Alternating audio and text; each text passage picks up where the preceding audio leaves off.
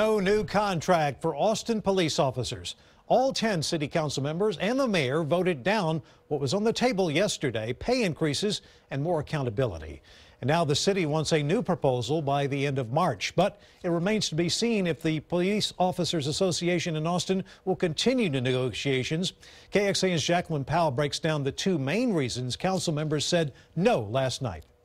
The fact that the council voted unanimously shows how concerned we are. City council members say a couple of their qualms center around the budget. My concern was making sure that we can accommodate hiring more police officers in the future. Approving the proposed contract's 9.5% pay raises and extra stipends wouldn't leave enough funding for that. The union and the police department has said we want more than 300 officers over the next 5 years. But if I approve this contract, I can't even hire half that number. Council members also say the numbers in the contract wouldn't leave enough money for other programs. We have to find ways to provide public safety elements that don't come through APD, like mental health type things. That includes programs focusing on issues like substance abuse and homelessness. Every choice we make on the city council is a trade-off.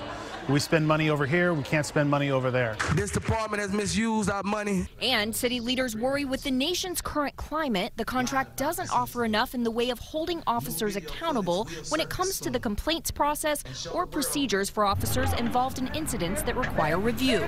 We have a higher standard that we need to hold people to. If the membership agrees to go back and renegotiate to work towards a deal that may be acceptable to council, then that's what's going to come up, is what is being asked for in the ways of additional transparency. Jacqueline Powell, KXAN News.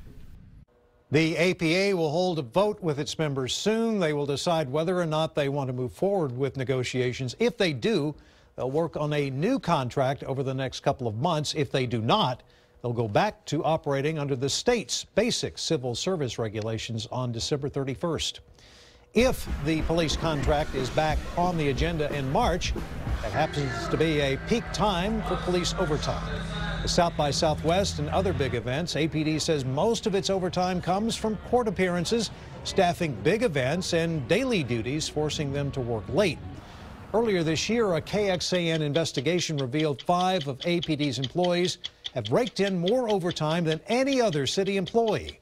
The police officer and 4 detectives more than doubled their base salaries in 2016, all thanks to overtime pay.